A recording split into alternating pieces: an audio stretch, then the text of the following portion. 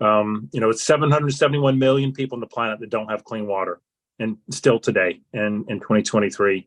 But we are going to be sharing a lot of numbers because God has shown us a lot of favor, and the things we've been able to do, the impact that we have, the specific goals that we have that we're surpassing and beating, and now making new goals are really important because they show our impact. But if I can, I'd like to share more of a story of one specific couple that was on my recent trip to Zambia, where we have a plan to finish the job. And we're so many communities that we are reaching everybody everywhere we work in Zambia. But we went to a community that we haven't reached yet. It was my first time to this community. It was a 3-hour, very bumpy car ride out into the middle of nowhere.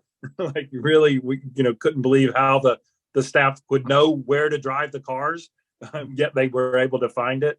And we met a couple named Teddy and Elaine, and they have 6 kids. And we had a nice long chat with them, visit with them. You could tell the love that they have for their kids, like we all have for our kids and our families. But they were really struggling. And, I've been blessed to travel all over the world. I've been in disaster situations, conflict situations. And in those situations, I've seen worse things.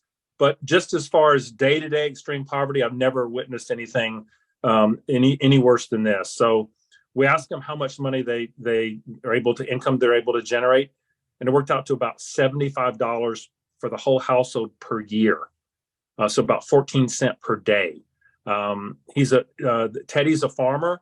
They have 6 kids. We had recently worked with them to provide a roof over their mud hut that was only big enough for the smallest kids in Teddy and Elaine. The older kids, up to 18, they slept out in what they called a kitchen, but it was just this foundation and 3-foot wall with no roof. And they slept by wrapping rags around themselves. None of the kids had shoes.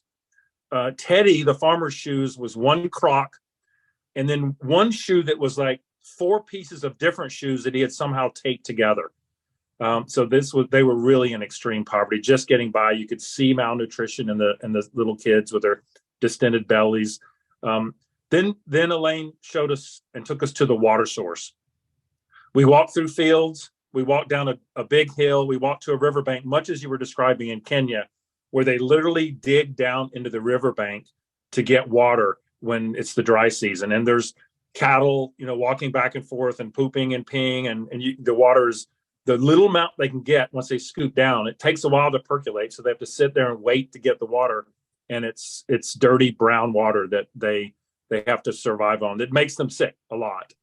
And so we came back and we sat down with them and continued our chat.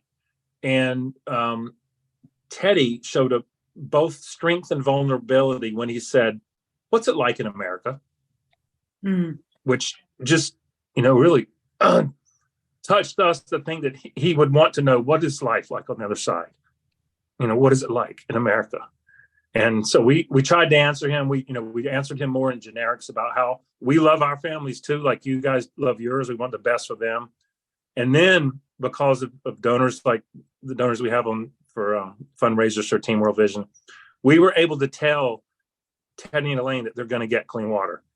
And they just went crazy, just jumping up and down. And it was like a wedding reception. They wanted to shake everybody's hand in our whole group and just love on them and praise them for bringing them clean water. And then before we left, Elaine said, remember us. So